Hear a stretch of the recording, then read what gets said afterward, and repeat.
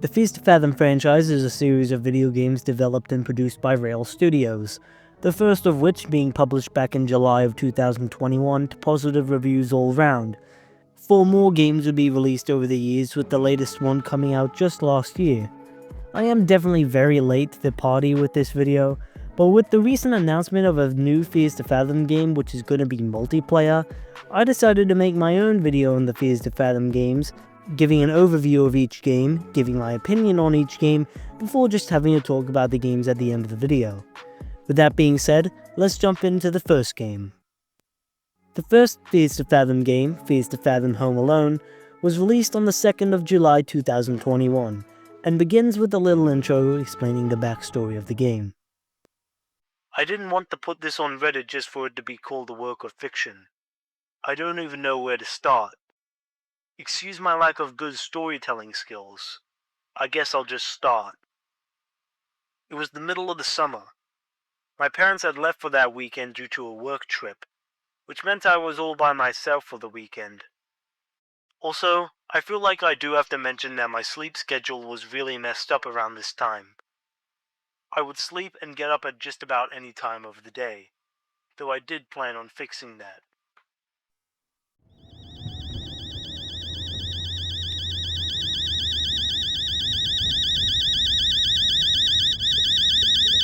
We wake up in our room and look out the window. We live in a pretty nice suburban neighborhood. Once we leave our bedroom, we receive a text from our mother, informing us that we have food in the fridge. If you decide to enter the room down here and look out the window, you'll notice a strange man in our driveway before he quickly walks away. I'm sure it's just nothing.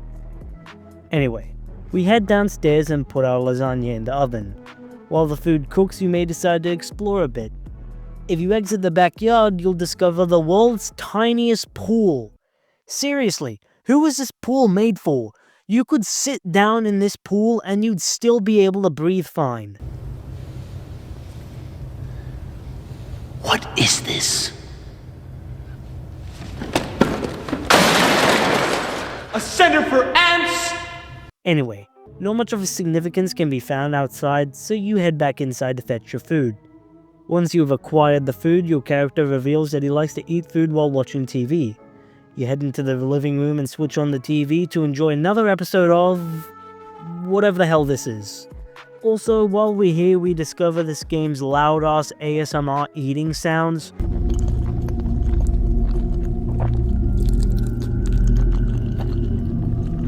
Believe me, those sounds get louder with each game. While eating, if you, unlike the main character, have functioning eyesight, you'll notice somebody ascending the stairs. But who? We're home alone. It literally says it in the title. Okay, calm down, hold your horses. We'll get to that. Once we finish our food, we get a text message from our best friend Mason Oliver, saying that he won't be able to come over to our house because something came up. With us being able to hang out with Mason, we instead go upstairs to do some study for upwards of 4 hours. Jeez, my ADHD would not allow for that. Before we're about to go to bed, we get a strange text message from Mum. Don't stay up too late, you kids. I shouldn't get to hear from Miss Paula this time. Huh. Odd. But we ignore it and head off to bed. Not even an hour later, we wake up in the middle of the night craving some water. I know that feeling. So we head on downstairs to get us a drink of water. Which, while I'm here, let me just play you a clip from this game.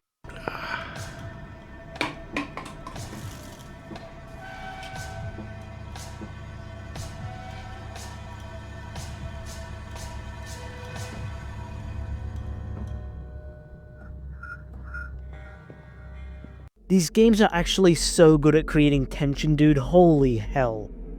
Right before we're about to go back to bed, our mother sends us an image. A photo of our house with a man standing outside the front door. If you go downstairs and peek through the blinds, you'll see a strange man standing outside. If you have your mic rigged up to the game, then you can actually alert him by speaking. So with the guy who's potentially in our house earlier now standing outside for some reason, you do the logical thing and run upstairs to hide under your bed, while your neighbor calls the police. While hiding, you hear something shatter, potentially a window. Next thing you hear is the doorbell, our mother informing us that it's our neighbor Miss Paula. Right before we can reach the stairs, the door to our parents' bedroom swings open, revealing a silhouette of a man standing in the doorway. So we run back to our bedroom and hide. Eventually, we hear police sirens, indicating that it's now safe to leave. We begin making our way downstairs as the ending music begins to play. We open the front door, revealing our neighbor Miss Paula. And then the game closes. Yeah, unlike the other Fears to Fathom games, this game just automatically closes once you finish. Which, yeah. Anyway, moving on to the second game, Norwood Hitchhike. The second game, Fears to Fathom Norwood Hitchhike, was released on the 7th of January 2022. The game opens with a similar introduction to the first game. This happened to me when I was 19. I'm a little over 21 now. I still remember this very clearly because of how creeped out I felt. I was a bit hesitant to write this out for the internet at first, but getting it out may help, even if just a little bit. I was one of those people that loves gaming conventions. I'd go to every convention I get the chance to, and sometimes even meet some of my online friends. Though my parents weren't always thrilled at the idea of me going on interstate drives. But a plane ticket would have been too expensive. This convention I was at went great, and it was now the day to drive back home. But when I set off, I soon realized that traffic was horrible. I decided that I'd take the long way to avoid the traffic. It was a little over a 12-hour drive. Once the intro is done, we're introduced to a brand new mechanic in the game. Driving. Which, for some reason, our car is pixely green. Like, it looks like our car's midway through being transformed into a creeper. What's going on here? Anyway, while driving, you'll get a text from someone named Aiden Williams, which you, being the responsible driver that you are, will not check your phone while driving. If you do, you'll end up like Jackie Boy over here. Aiden Williams and not as Dad. Jesus!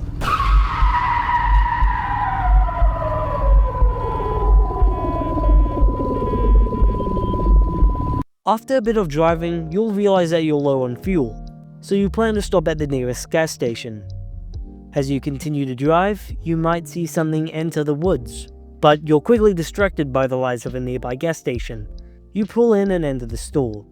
Not all of the interesting stuff is in the store, apart from this weird fella in a blue sweater, but you ignore him and pay for your gas. Right as we finish paying, the cashier tells us a weird urban legend. An urban legend about people who have gone missing near the bridge, and anybody who went looking for them went missing as well, blaming the Norwood Valley monster for their deaths. Right before we can leave, the cashier tells us one more thing. The story of a woman in a white dress who seeks vengeance after she was murdered, telling us to never, ever pick up a hitchhiker. As we leave the gas station, you'll see somebody tampering with your car before they get in their van and speed off. While driving, you'll encounter some strange things, like your headlights flickering, or this car in front of us that has something, or someone, sticking out of the trunk. After driving for a while, you'll come to a stop after finding these two large logs in the middle of the road. There are no trees nearby, so those logs definitely didn't fall down. It's almost as if they were placed there on purpose. You move the logs out of the way, and right as you enter your car to drive off, you find out that your car's not starting. Unable to fix your engine or call for help, you wait. You see a car driving towards you, and immediately drives past you. Pure evil. Eventually, you spot another car. This time it actually stops. The driver of the car is none other than the blue sweater guy from the gas station. He agrees to give us a ride, so we grab our stuff and chuck it in the back of his truck. The drive is pretty odd.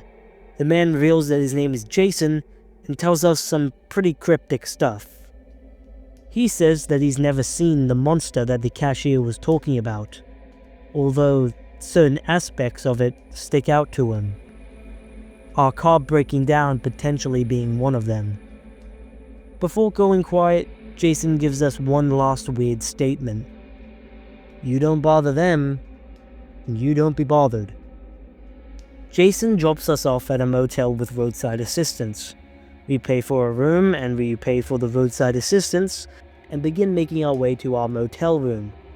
Upon entering our room, we see that our bed literally doesn't have a mattress. And as for the bathroom, we're jump scared by Tommy, who's just a bit odd. Anyway, we grab our stuff from the front desk and dump it in our room, which now has a mattress. Tommy informs us that the motel's phones don't work, which is going to be important for later. Once that weirdo leaves, we can finally relax in our room and turn on the TV to watch another good episode of... 'Cause I'm a punk rocker, yes I am. While laying in bed, you'll catch someone staring at you through the window before he walks away after we notice him. Unable to sleep off the strange feeling of the place, you head outside to a nearby coffee machine to grab yourself a coffee. We have a drink and... yup. We get drugged. This part of the game is actually really trippy at first, since the game inverts our keyboard and mouse movements, meaning we essentially have to click the opposite keys in order to move properly. After we make it back to our room, we faint onto the bed, sedated by the drugs. After a couple of hours, we're woken up by the sounds of the motel's phone ringing, but Tommy said the phones were down. Confused, you pick up the phone.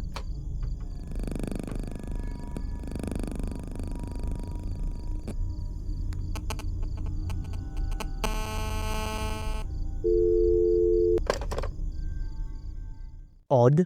You hear a knock at the door and you open it, revealing the manager. He tells you that you've been disturbing the other guests with your goofy noises. Of course, you tell him about the coffee machine with the drugged coffee. The manager goes quiet before he says that the motel doesn't have a coffee machine. Confused, you lead him to the spot where the coffee machine was. And lo and behold, nothing's there. Must have been the f***ing wind. The manager tells us to take some medication in our room, which, amazingly, the character actually takes. Like, if I'd just been sedated by a random coffee machine, I wouldn't want to take whatever medication the motel has. Even if weird stuff wasn't going on, taking random pills in a motel is just off to me. As you hang out in your room, you hear and see the flash of a camera from outside. Somebody is now taking photos of you. Whoever it was begins knocking on our door, asking to be let in. We of course refuse, which upsets him, and he begins to kick our door. Our character runs and hides in the closet, and here we're met with the voice activation part. While hiding, if we make too much noise with our mics, the antagonist will actually hear it, so we actually need to be quiet in real life. The intruder kicks open our door and begins to search our room. While looking in the bathroom, the hotel manager enters our room and punches out the intruder. As the screen fades to black, we're given extra dialogue after the events of what just happened. To this day, I find it really weird that the manager inferred to not get the police involved, as it would have affected the motel's reputation, and let go of the situation. I believe that that town could have been home to a cult, or a drug ring, or possibly even worse. Tommy arrived with the car after what felt like a year. I never went on long road trips again. I would always take airplanes. And the game ends with a shot of Tommy towing our car back to the motel. Moving on to the third game, Carson House. The third Fears to Fathom game, Carson House, was released on the 10th of January 2023, which I actually played on the channel when it first released. Just like the other games, it opens with an intro explaining the backstory of the game. My name is Noah. I'm 28 years old from the Midwest. I have no idea why I'm sending this, but I hope my story can be a lesson. This happened to me when I was 18, but I remember this incident like yesterday, as the trauma dictated a major part of my life. For a little background, my dad was a realtor and almost always became friends with his clients. One day he came home and pitched a small job offer for the weekend. One of his old clients is going away for a few days, and needed somebody he could trust to watch over his house. The man worked as a COO at a local media company. Dad told me the man would pay me $100 just to watch the house and do some basic chores. I accepted the offer as I had nothing interesting going for the weekend. Besides, I thought I could use the time to get my schoolwork done. Plus, I wasn't picky where my pocket money came from. My dad drove me to the house. Instantly, we're dropped into a laundromat. It's storming pretty heavily outside. You head to the opposite side of the laundromat and open a door that leads to a set of stairs. Once you've gone down those stairs, you enter a room with a seemingly endless line of washing machines. Strange music begins to play, and your vision gets wobbly. We eventually find a man sitting by himself at a washing machine. Bleach. Where is the bleach? I need it. I said I need bleach. Noah. Noah. Wake up, Noah. Wake up. That entire sequence was a dream. Anyway, our dad drops us off at Carson's house. Say that again? We head around to the backyard and find yet another tiny pool.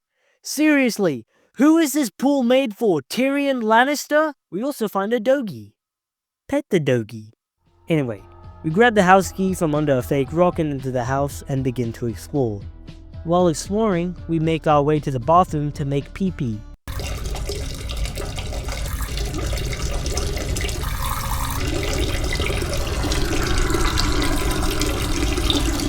Yes, you saw that right. We can control our stream and we're able to miss and spill onto the floor if we feel like it. If you try to enter the garage, you'll get this funny little message. Speaking of messages, you'll get one from an unknown number. It's Mr. Carson, thanking you for taking up the job. Also revealing that the dog's name is Zeke and that he's been feeling sick lately. He tells us to fetch his food, which is down in the basement. Oh god. Unable to see, Roy tells us to get a flashlight from upstairs. Once we grab our flashlight, we head back downstairs to the basement and grab Zeke's food. Once we put it in the bowl, he heads over and starts eating. Mr. Carson messages us asking if we can fix the computer, as apparently we are a computer whiz. We head upstairs to Mr. Carson's office to see what's the matter with his computer, and immediately find out that we cannot open any programs, apart from Google, which allows us to download an antivirus. The antivirus scans the computer, and here we find out that we have a Trojan horse, which luckily we're able to remove. Now able to open any program we want, I immediately go into the Guess the Flag minigame. Yeah, you see this? I'm not even speeding up this footage, this is me just being good at the game. This is what you get from a kid who spent the whole of 2023 playing geography minigames on Sporkle. Also on the computer, we're able to view the house's CCTV system, which also comes with a night vision mode. We get a couple text messages from our friend Evelyn, who recommends we should watch the TV show Cooking with Jeffrey. So we head on downstairs to turn on the TV and watch a brand new episode of Cooking with Jeffrey. Welcome to Cooking with Jeffrey. I'm Jeffrey, and today we are cooking cat food. I love me cat food. It's my favorite dish. Yeah, they really don't have that high of standards for TV shows in this universe, don't they? Luckily, we're interrupted by a text message from Mr. Carson, telling us to get groceries at a nearby store. He sends us a list and we grab some cash and begin cycling to the store. As we arrive, we notice a woman exiting the store and driving away, but we pay no mind to it and enter the store to begin buying our items. While in the store, we come across our two friends, Turner and Andy. They inform us that our ex-girlfriend Kara was just in the store, aka the girl we saw leaving the store just now. They also tell us that Roy Carson divorced his wife. Anyway, with that knowledge in our heads, we continue shopping. Once we finish shopping, we pay for our stuff and begin to cycle back to Carson's house. Say that again? We put the groceries on the counter and head upstairs to make pee-pee yet again.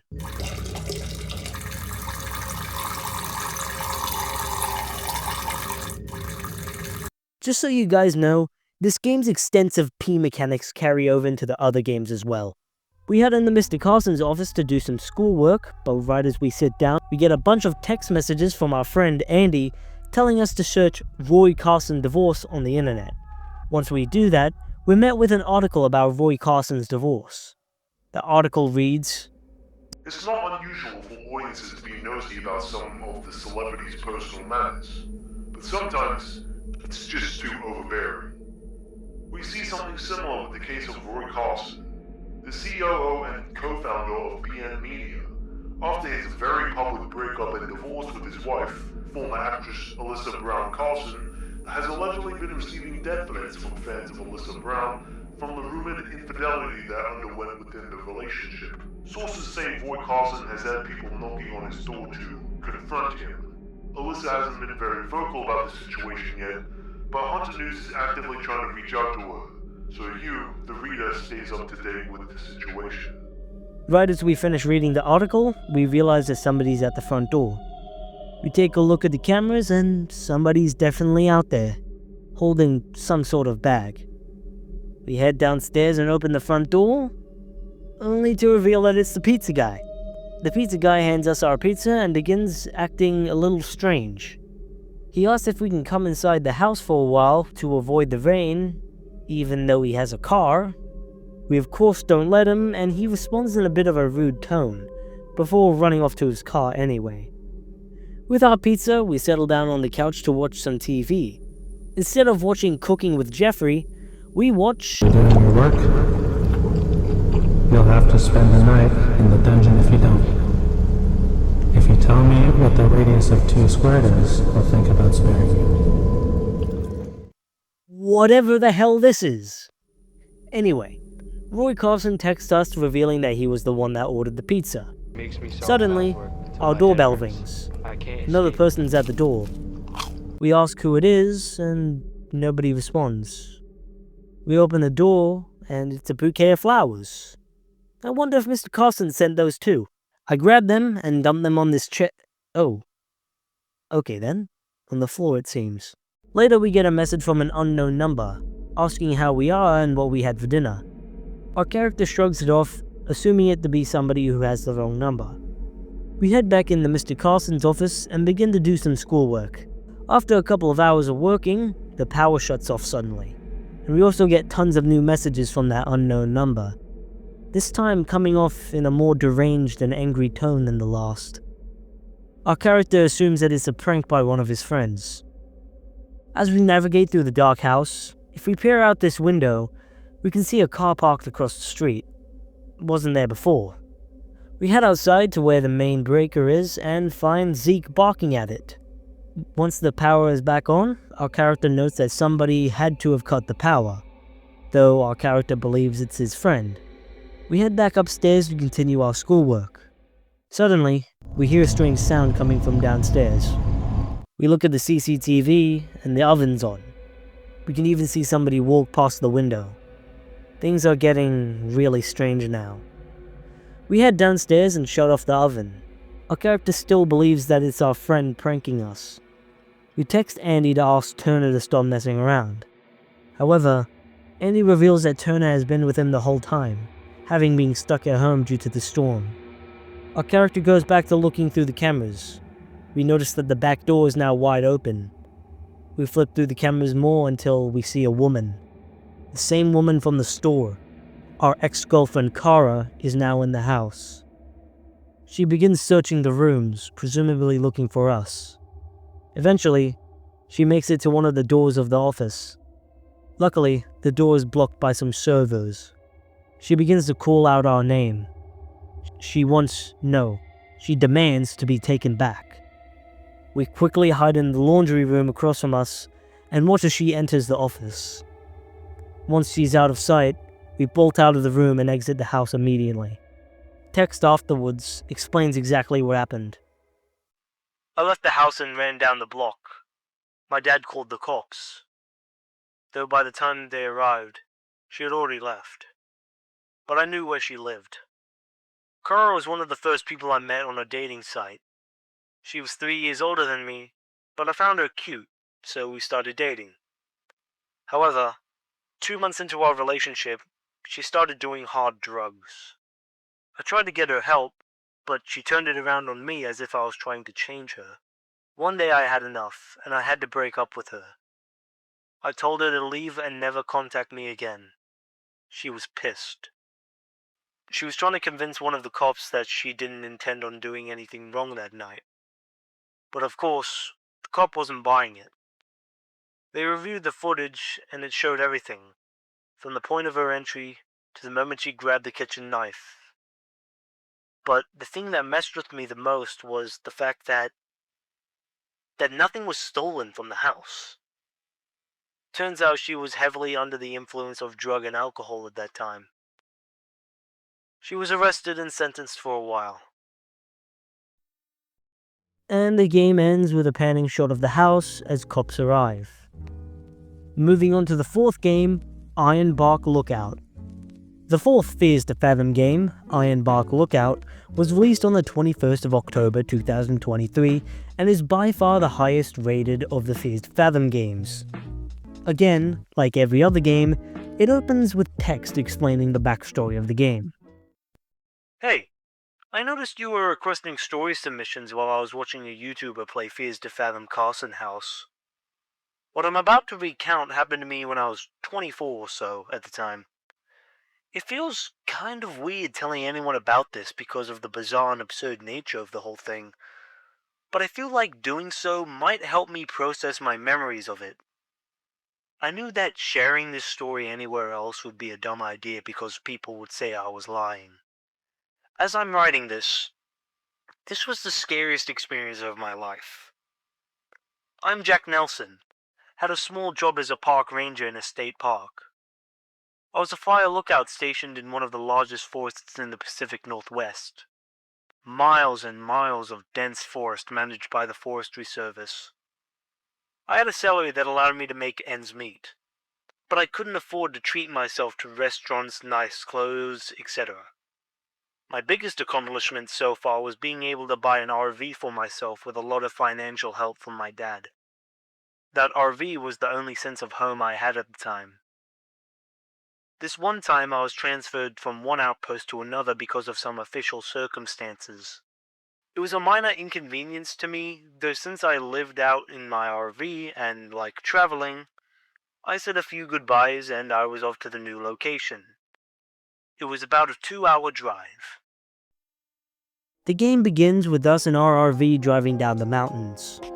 I'm not the biggest fan of Ironbark Lookout, but the vibe you get when driving through the mountains during sunset while the music on the radio plays is honestly indescribable. While driving, you get a couple messages from your character's sister Kayla, which again, you, being the responsible driver that you are, will completely ignore those messages. Eventually, you reach a small town and spot a diner, the same diner your sister told you about. You pull over and park your RV. Before you leave, you may decide to explore your RV. Notice how you can open the bathroom door. Just keep that in mind. Once you enter the diner, you're immediately greeted by a waitress, instructing you to take a seat at a table. As you do so, you may notice this elderly gentleman with a strange robe and shovel next to him. Who the hell brings a shovel into a diner? We ignore him and take a seat towards the back of the restaurant. The waitress comes over and asks what we'd like to eat. We have 3 options: cheeseburger with fries, grilled cheese sandwich with onion rings, or meatball sub with chicken nuggets. During this playthrough, I went with the grilled cheese with onion rings. Then she asked what we'd like to drink. We can choose from a large Coke, coffee, or strawberry slush. I picked coffee. Once we finished ordering, the waitress leaves us be. While we wait, our character decides to head to the bathroom.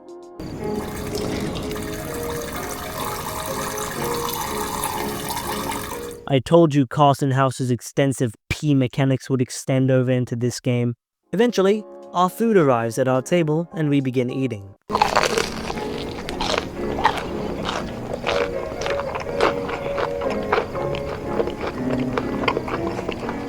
Honestly, it really does feel like the ASMR eating sounds in these games gets louder with each new installment. Like, Jesus Christ, when Scratch Creek comes out, we'll have Zach Choi levels ASMR sounds. Once we've finished eating, our waitress comes over to ask if we're done. Meanwhile, this guy enters the bathroom. He's not gonna like what he finds. The waitress brings us our check and we're given the choice to tip. But since I'm not a red, white, and blue gun-slinging American patriot, I tip nothing. Yeah, she didn't like that. With the waitress now having it out for us, we quickly leave the diner. As we approach our RV, we realize our RV's door is wide open, and the bathroom door is now jammed. Somehow, your character doesn't connect 2 and 2 together and just heads back out onto the open road. After a couple of hours, we arrive at Ironbark State Park. We head over to the office to get our stuff and... Anyway, you inform this fella that you're the guy who's been transferred. You also may notice somebody out in the woods. This guy tells us that we're in Tower 11 and gives us our keys. He opens the gate and hands us our flashlight. Before we can leave, he tells us that we shouldn't venture out further than half a mile from our tower, as apparently it's dangerous. Also on this board over here, we can see a couple of missing persons posters. With our keys and our flashlight, we begin to make our way to... Oh, forgot my bag. With our keys, flashlight, and bag, we begin to make our way to Tower 11. After a long hike, we finally arrive at Tower 11. We flip on our generator and head up to the tower. It's a nice cozy hut that we'll call home for the next couple nights. We boot up the ancient computer system and immediately start playing a zombie survival game. I love how Rail literally allows you to play games while playing a game. Anyway, we stop mucking around and we open up the Ironbark Forest Report, and we learn that the date is 2002, which is the first time we've gotten an actual proper year date for the games. This also creates a bit of a plot hole with the modern iPhone text layouts, but anyway, we get a radio call. New guy, haven't gotten your name yet. What is it again? I saw your light turn on. I gotta say, it's refreshing to see Tower 11 alive again. Isn't that the job? I've had to cover your area until you arrived. I'm Connor, Fire Tower 12. This is the first time we've gotten actual voice acting in the first Fathom games. Connor tells us to light a fire as it gets really cold during the night. However, no firewood is in the furnace. We tell Connor this, but he says that there should be plenty in the shack downstairs, as the previous Tower 11 lookout, Marley, cut lots of firewood. We head downstairs and grab some firewood. We place it in the furnace, pour some lighter fluid on it, and light it up. Before we can finish up, Connor informs us that we have to get the nightly report done. What we have to do is measure the wind speed, measure the temperature, note the weather, and write down if we assisted any hikers. Then we plug that into the computer and submit our report. With our report done, we turn off the lights and head off to bed. However, during the middle of the night, we're woken up by strange sounds coming from our radio. We try to communicate back, but nobody comes through. With the radio now off, our character heads outside to make pee-pee. This time we can do it off the edge of the tower.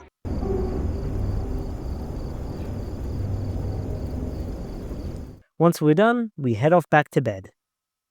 The next day starts with us enjoying the view of the sunset while sipping from our cup of coffee. We're also able to take photos of the place. Once we're done, we gently place down our cup and head back inside.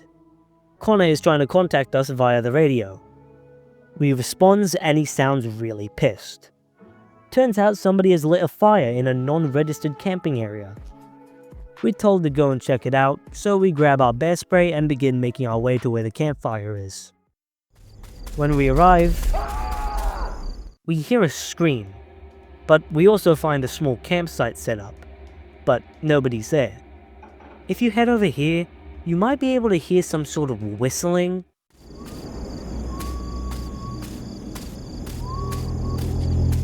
But we ignore it and grab a bucket. Dear God. Fill it with water and put out the campfire. Once that's done, we begin to make our way back to the tower. As I hiked back to my tower through the dark, I couldn't shake the sense that something was terribly wrong. My mind couldn't help but think what might have happened. We arrived back at our tower, Once we're in, we report to Connor that the illegal campsite has been dealt with. We also mention the scream that we heard, however Connor thinks that it must have been a red fox, as apparently they can sound like a woman screaming. When we tell him that it sounded like a manly scream, this is what Connor says. I don't know what you're talking about, new guy, but I heard from the rangers that a lot of campers have been flocking to that area lately because of the disappearance of those 3 kids. About a month ago, they were hiking with their families. They went off the trail and just vanished. No trace of them since. Well, people have started spreading rumors that the area might be haunted by some entities. It's crazy, I know. You would think these rumors would scare people off, but apparently it's been the opposite. Sometimes, I only wish they were true. Well, at least now you know why Mitch had to staff Tower 11 urgently. Strange. Anyway, we begin our nightly report. Once we've done that, we begin to make the pizza pasta bake that our sister sent us. Dunsky. We sit down and eat.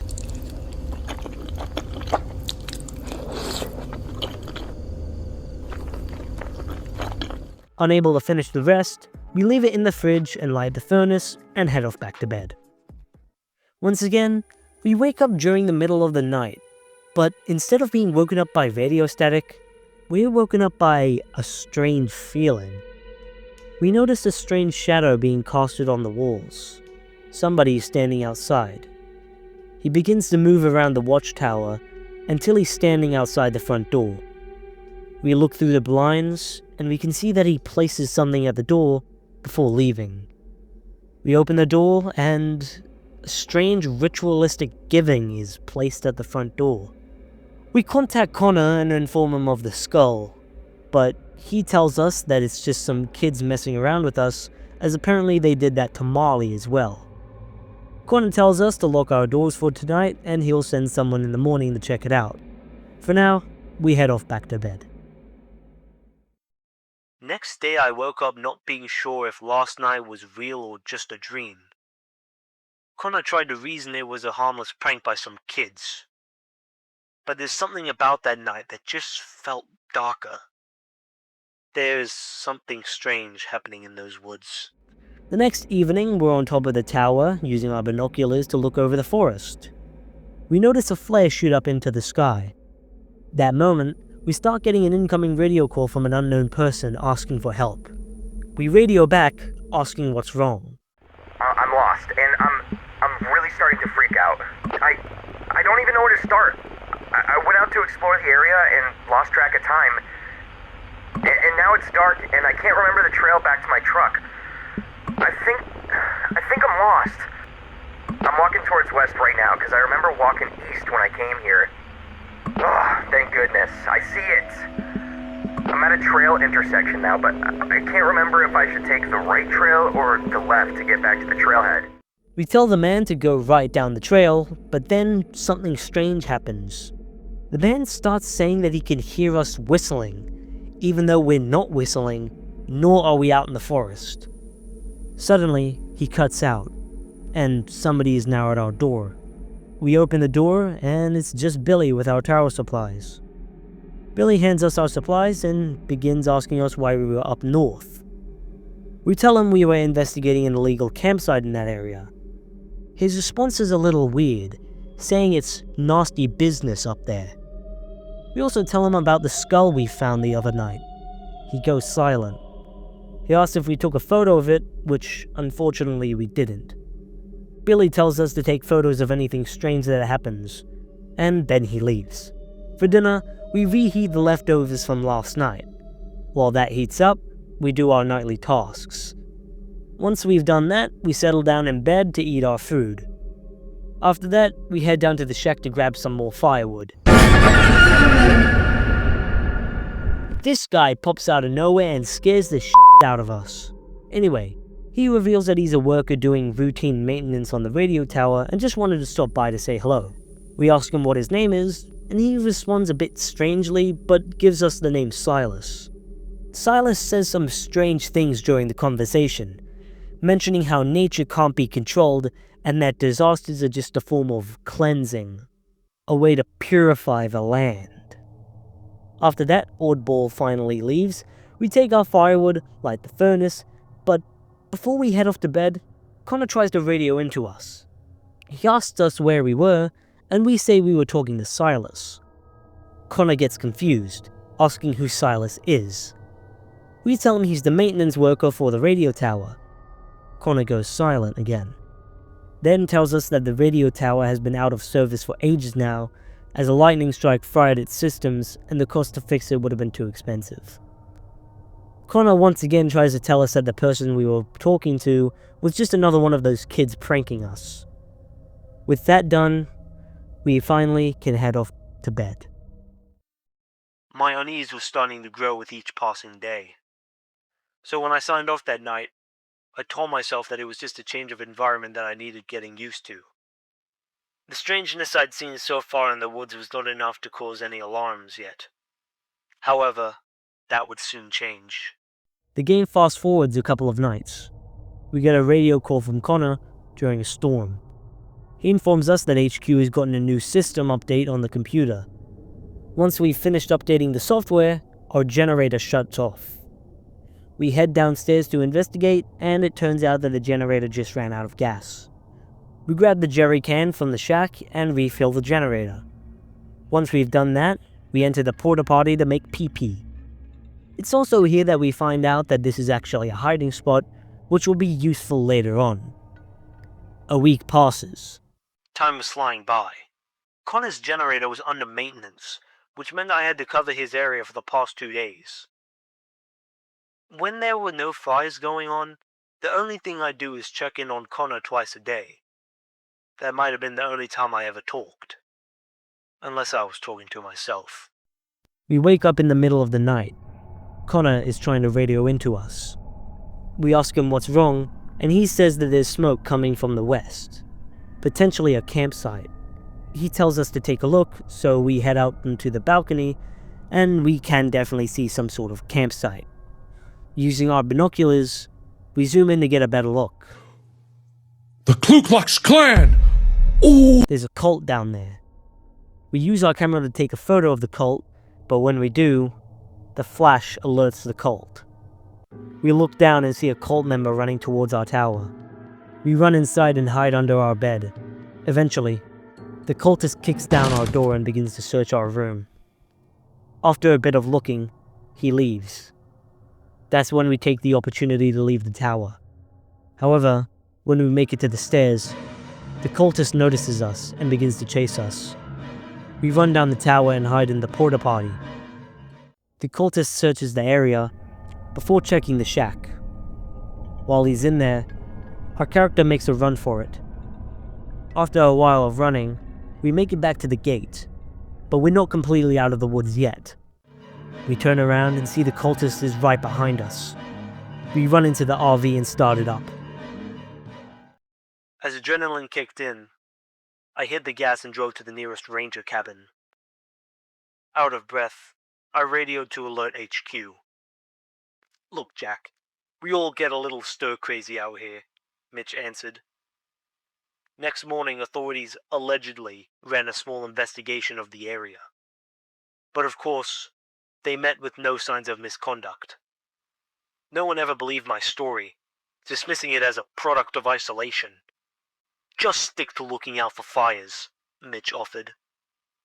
However, that was the last time I ever set foot in those woods. The unease still sits heavily in my stomach. Even though many years have passed, the experience still feels vivid in my memory.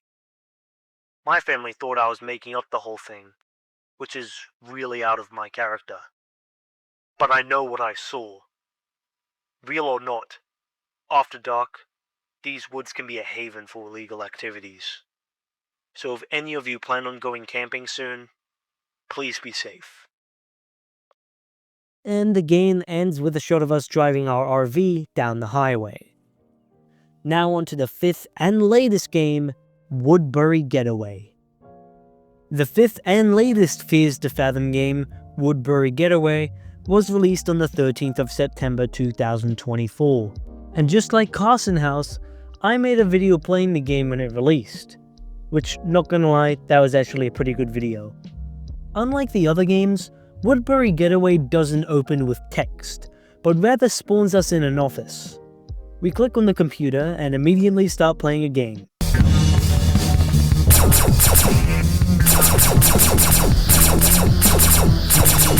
This game is literally just The Typing Dead, but with aliens. Anyway, our character says that she needs a coffee, so we get up and begin to explore the office. By the looks of it, we're working overtime and not many people are here. We head over to the break room and begin to make us a cup of coffee. Once that's done, we continue to explore. Over here, we can find one of our co-workers, who isn't in a very talkative mood. Also, I forgot to mention that our character literally needed to pee after taking one sip of her coffee. Talk about a weak bladder. We enter the bathroom, which for some reason has a waiting room, and also realize that we must be a vampire. We pick our stall and begin peeing.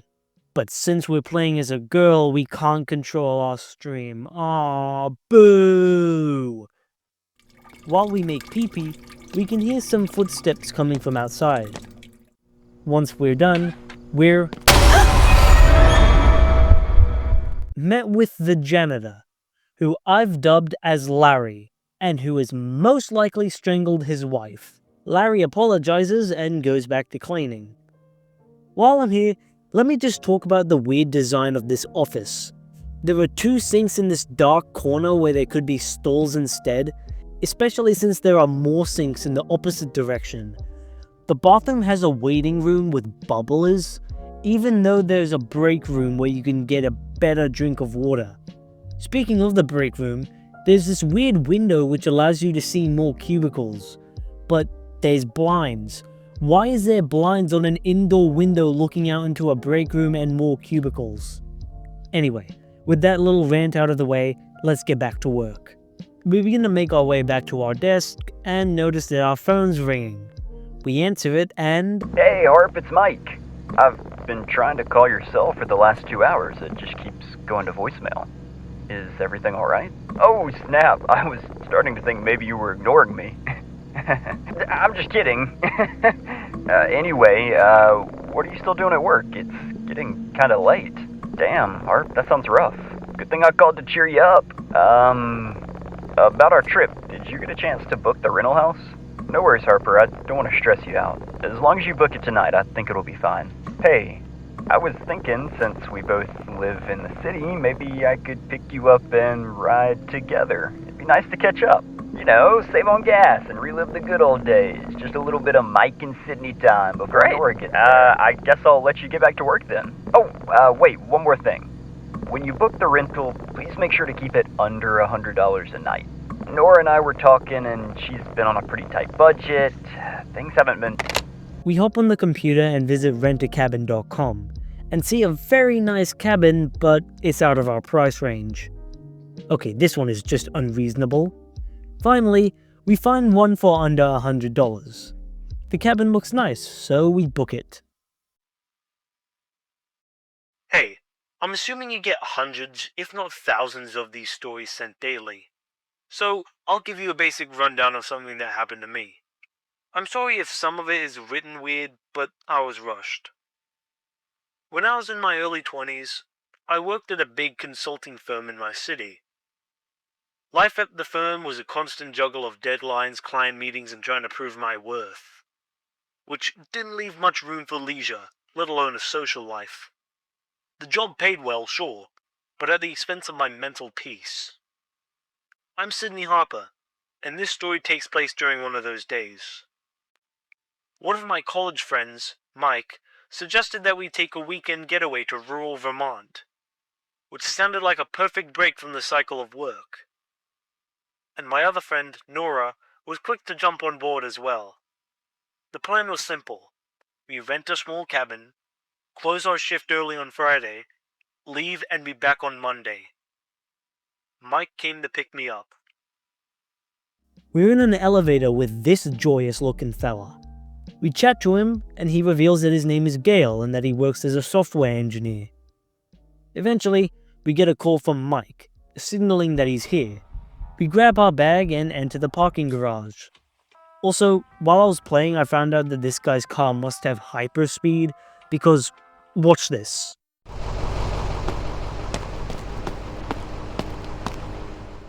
Anyway, we make our way back to Mike and greet him. Honestly, Mike just looks exactly like Jack's films. I couldn't help but point that out. We hug Mike, and then we hug him longer. Yeah, Mike is a little strange. If you go into the r/Fears to Fathom subreddit, you'll see just how much the community hates him. Mike tells us to chuck our bag in the back, and we do. Then we enter his car and begin driving. While we drive, well, let me just play you this clip.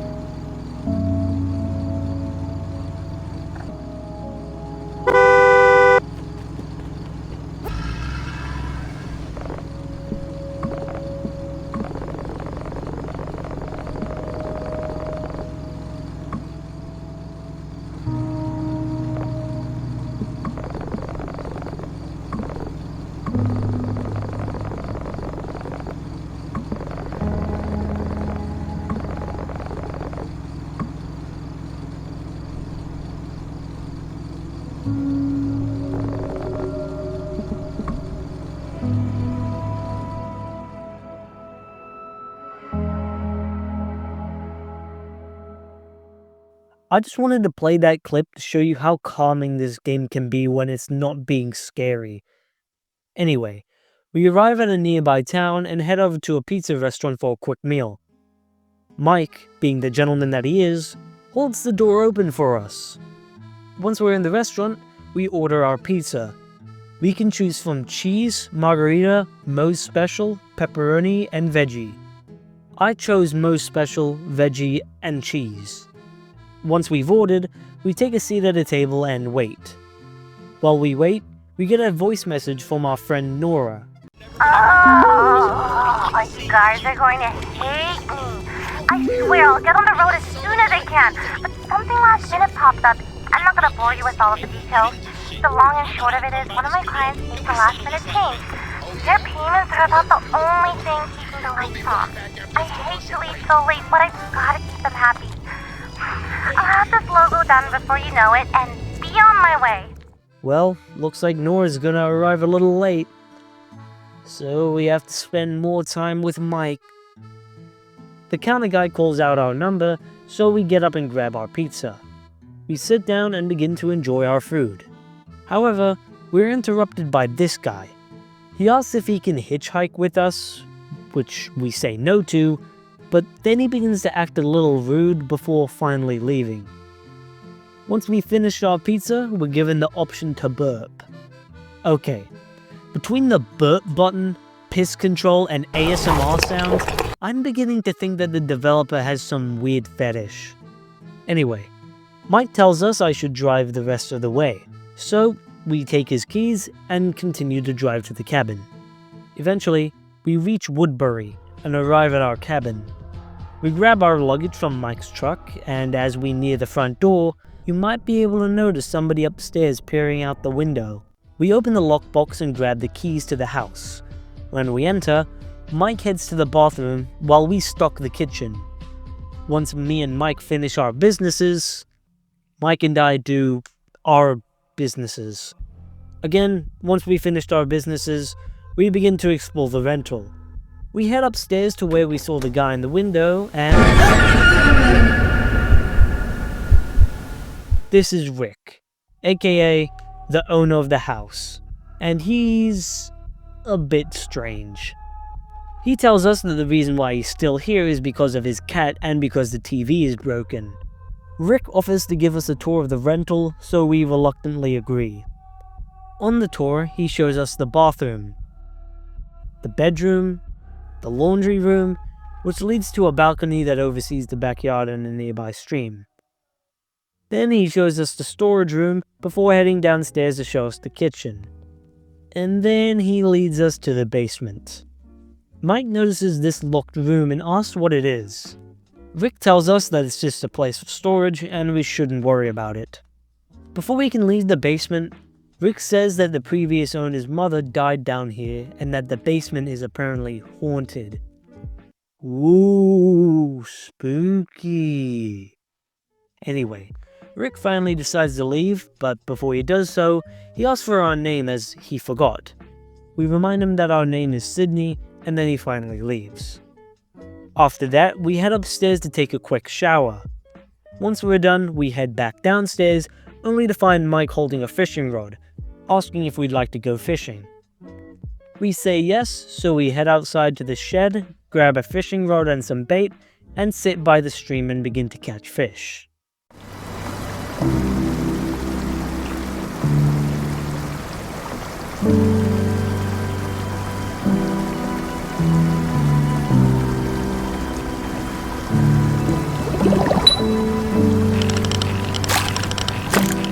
Again, it's calming little moments like these, moments where you can forget that you're playing a horror game, that really make Woodbury getaways so great.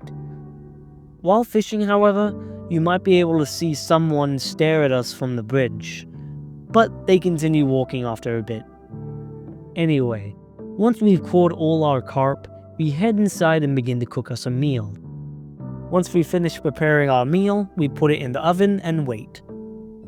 Mike suggests that we play a game while we wait. So of course, this being a horror game, we play with the Ouija board. Mike, being the bastard that he is, says we should play in the basement. We set up the game and begin to ask the spirits. We ask the spirit if it can see us, and the planchette moves to yes. Then we ask if they lived in this house, but the spirit gives us an indecisive answer. Suddenly, we hear a strange noise, and Mike immediately runs off. We follow suit and run out of the basement. Once we're out, the oven dings, signaling that our food is ready. Mike, without any oven mitts, casually just grabs the piping hot tray and sets it down. We grab a plate of food and settle down to watch some TV. Full of mayonnaise. This delicacy is very popular in Romania, where mayonnaise flows down the rivers like a mayonnaise water park. Oh, great. Cooking with Jeffrey. Anyway, once we finish, Mike says he has to check some emails upstairs. While he does that, we wash the dishes. Once we finish, we get a strange text message from Mike. I think there's someone under my bed. Right now. Can you come upstairs? We walk upstairs to check and...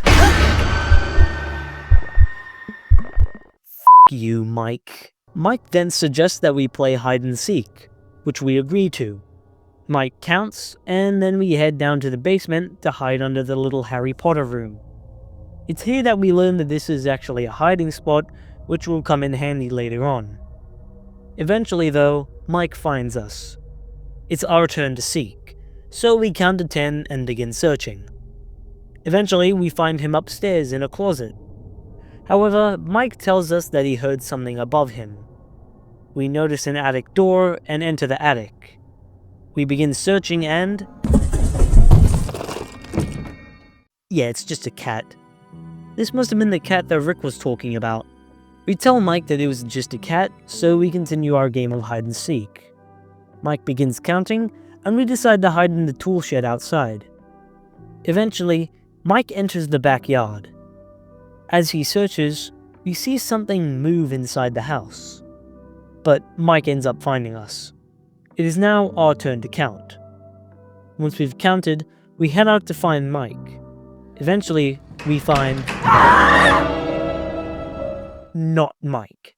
Rick is now inside our house, claiming that he's fixing our faucet. We argue with Rick for a bit before we eventually get him to leave. After locking the door, we debated what to do. We agreed that there was something off about Rick from the start. It seemed that he enjoyed making excuses to come over unannounced. In the end, we decided that Rick was weird, but probably harmless. We attributed his behavior to an extreme lack of social awareness. Look, we already drove all the way out here. Let's just enjoy ourselves, Mike said. But by this time, I was feeling really tired. I decided to get some rest. In the night, we're woken up by Mike at our door, asking if we can come in to talk about something. He says that we don't have to sleep alone tonight, and begins to recount a trip to Oregon we had together. A trip with an awkward and strange backstory.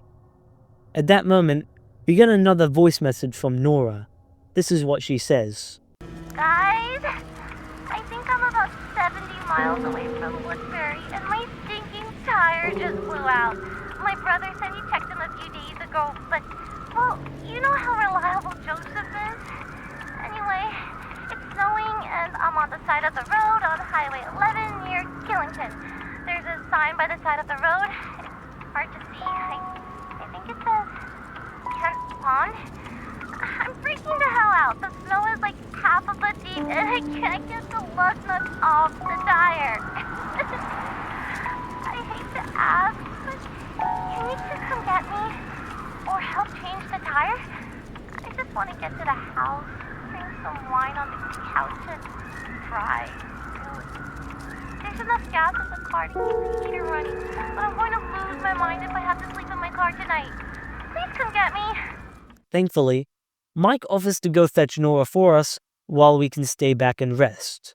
So we head back to sleep. I told myself things would get better if I could just get some rest. Nora always knew how to cheer me up, and I needed it more by the minute. With her arriving soon, I decided to rest in the meantime. Eventually, we're woken up by the sounds of the doorbell ringing.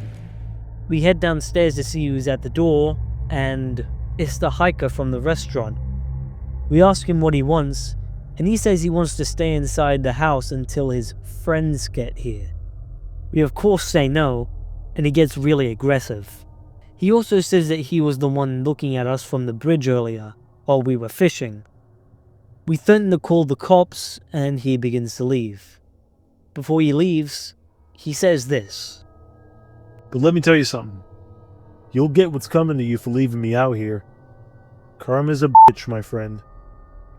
With that said, he leaves. As we try to get some sleep, we can hear this from outside.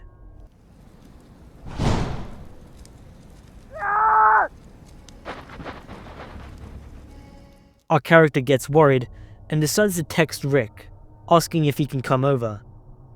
Once we've texted Rick, we wait.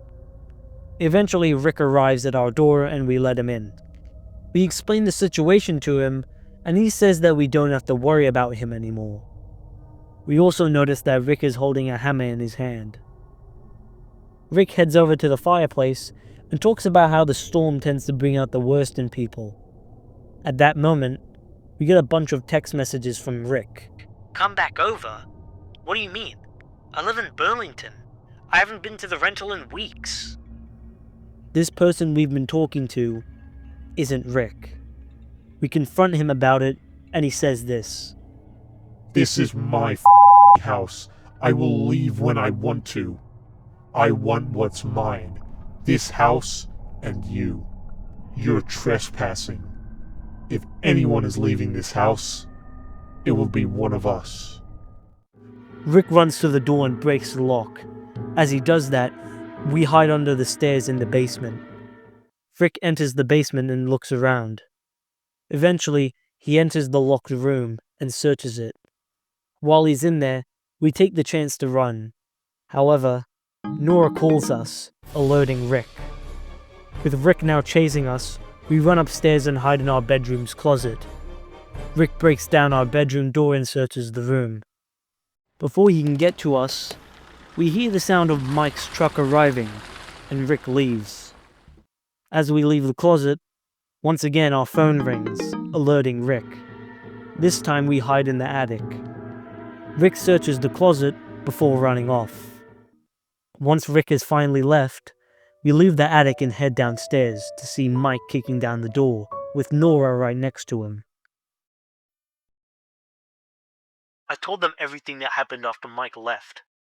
Rick had called the cops. The storm had quietened down by the time they arrived. And of course, the man was nowhere to be seen. On our drive back, the whole night played over and over in my head. We think that the man we saw secretly lived in the cabin when it wasn't being used, and planned on robbing us during our stay.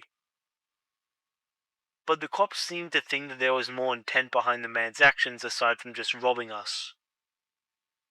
Rick asked me what the man looked like, and after that, he didn't ask any more questions. We think he knew more than he was letting on. But in the end, he gave us a full refund. And the game ends with a panning shot of the house as cops search the basement. Thank you for playing Fears to Fathom.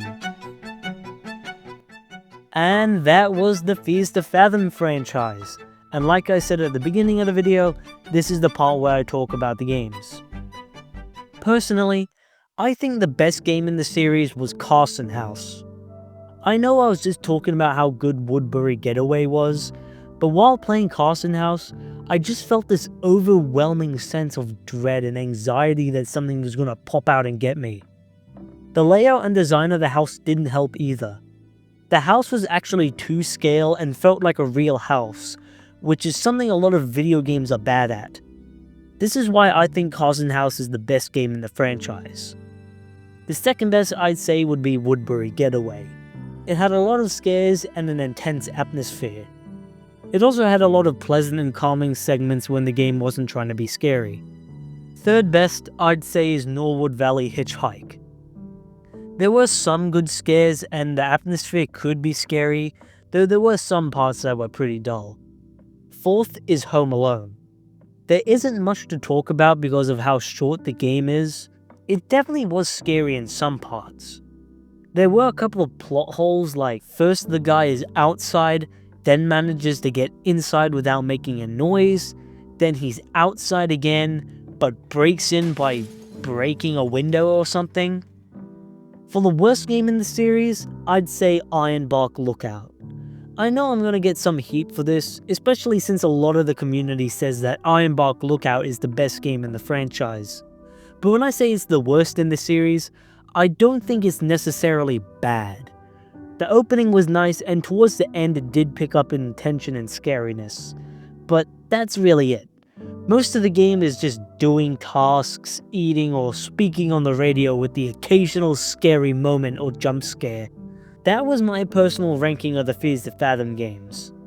Honestly, I think Fears to Fathom is probably one of the best horror game franchises there is. The game doesn't need zombies or ghosts or cryptids to scare you. The whole idea that these are real things that have happened to real people really helps to sell the uneasy feeling you get while playing. But are these games really based on true events? That's an interesting topic. Honestly, I think that the first game, Home Alone, is potentially the only game in the series that isn't based on a true event, due to its short length, plot holes, simple premise, and lack of any explanation at the end. I reckon Rail made up the story for the first game so he could get people to submit their own stories in the future. I think that Ironbark Lookout is the game that is most likely to be true. People have found out that Ironbark State Park is most likely based on Mount Rainier in Washington, United States, which has had hundreds of people go missing in that area for years now. Not only that, but people have said that they've seen people in strange robes around the area. This Reddit post from 10 years ago talks about how a woman saw a robed person while she was driving through the area. She even provided a photo of one of the persons. The scariest part about this is that if you go into the comments of the post, we can find a comment that says, "Do not approach the hooded figures. Do not look for any period of time at the hooded figures. The hooded figures will not harm you." People even managed to find the real-life Tower 11, which is called Gobbler's Knob Fire Lookout, which also has a good view of a large lake, similar to the game.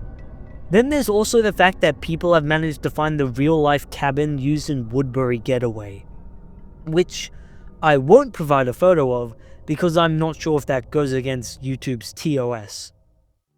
As for the other games, well, there is a small town in Missouri called Norwood.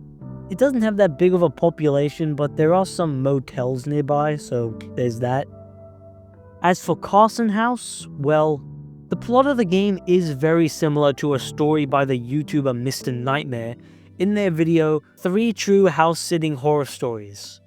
So it's possible that Rail was inspired by that story, or was submitted the story by another user. Who knows? Anyway fellas, that's all I have to say about the Fears to Fathom games. Like I said at the start, a new Fears to Fathom game is set to release sometime next year, which will be multiplayer, which I think will be pretty fun to experience. Make sure you guys like and subscribe, as this video took me a really long time to make, and I'll see you guys later. Happy Halloween.